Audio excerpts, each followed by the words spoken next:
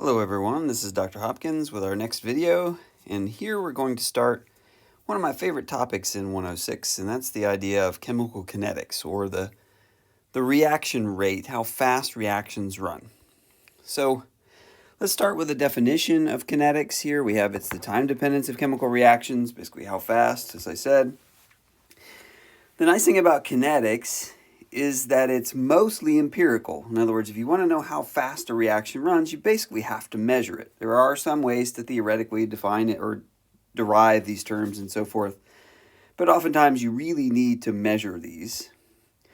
And so our reaction kinetics, we will typically express as a rate of reaction. So just like when you're driving down the street, you're driving at a miles per hour, we're going to look at reactions in terms of concentration per second. So here we have our change in our concentration, that's molar concentration over change in time. So our rate, reaction rate, is going to be molar per second. So let's take a general reaction, say reactant going to product, and it doesn't really matter what it is. If we were to write the rate of reaction, we can express it as the rate of disappearance of our reactant, A. So we have the minus sign there for that. So delta A over delta T. Or we can relate it to the rate of appearance of product. Okay, so plus, because now we're making product there, appearing delta concentration of P over delta T. And the big question, if you're doing this measurement, which would you measure? And it's whichever one it's easiest to measure. So maybe whichever one you can measure in the spectrometer, or however you're measuring your concentration that appears.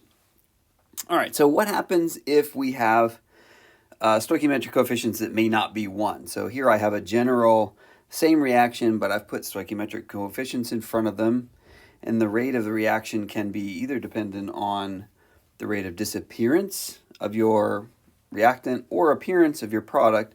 But now you have to divide by the stoichiometric coefficients.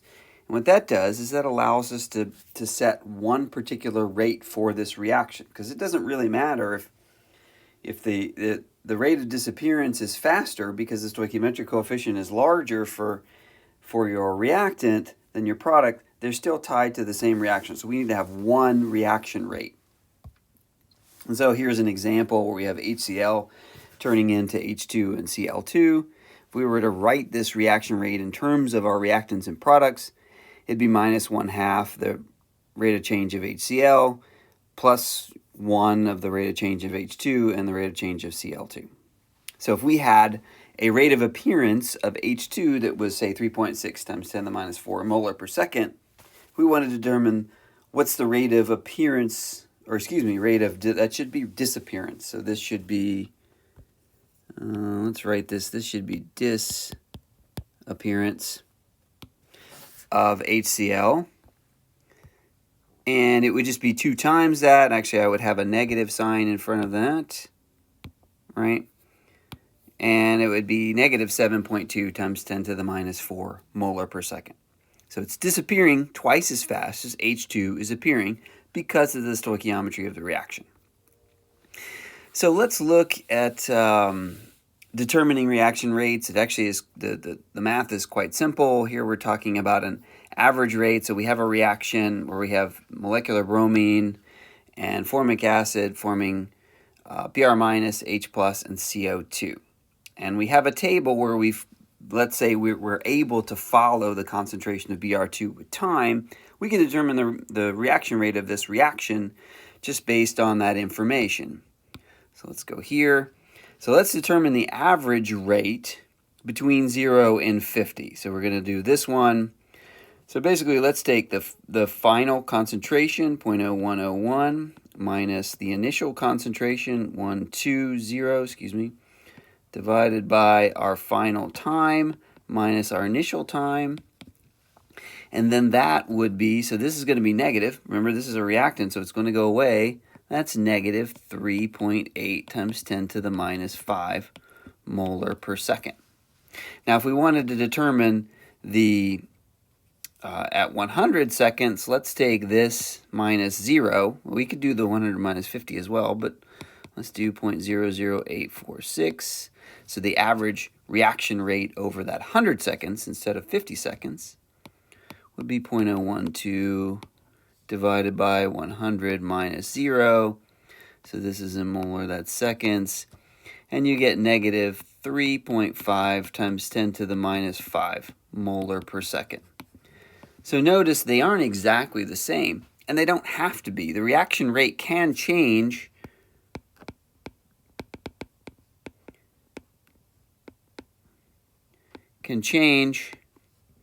with time.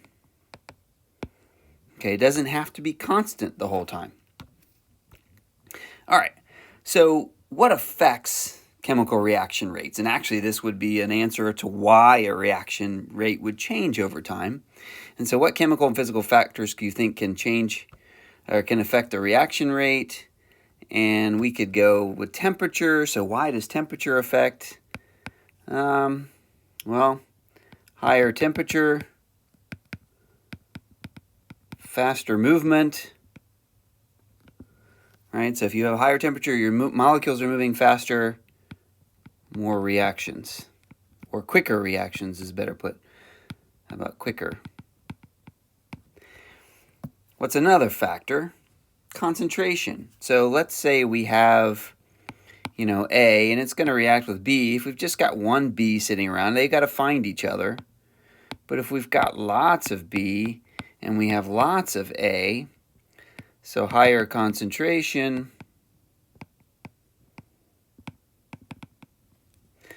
faster reaction, because the reactants will be easier to find another reactant.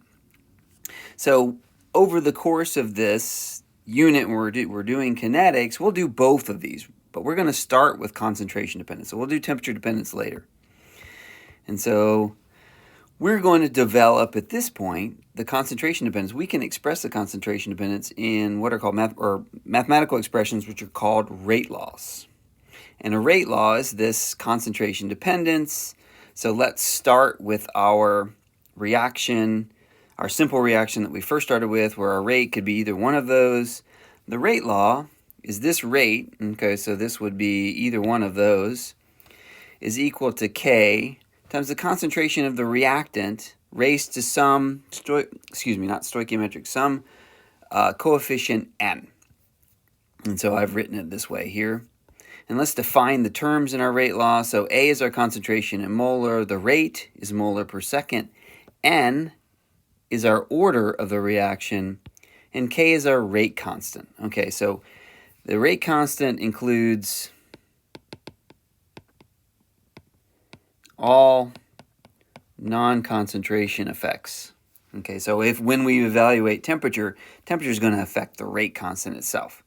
So if we had, so let's look at our units for a second here, what we're doing. If we have an N equals 1, so if it's a first order reaction, the units of K are going to be 1/2 because the rate is molar per second, the concentration is molar, so the only way to make those two sides match is if the the units of the rate constant is 1/2.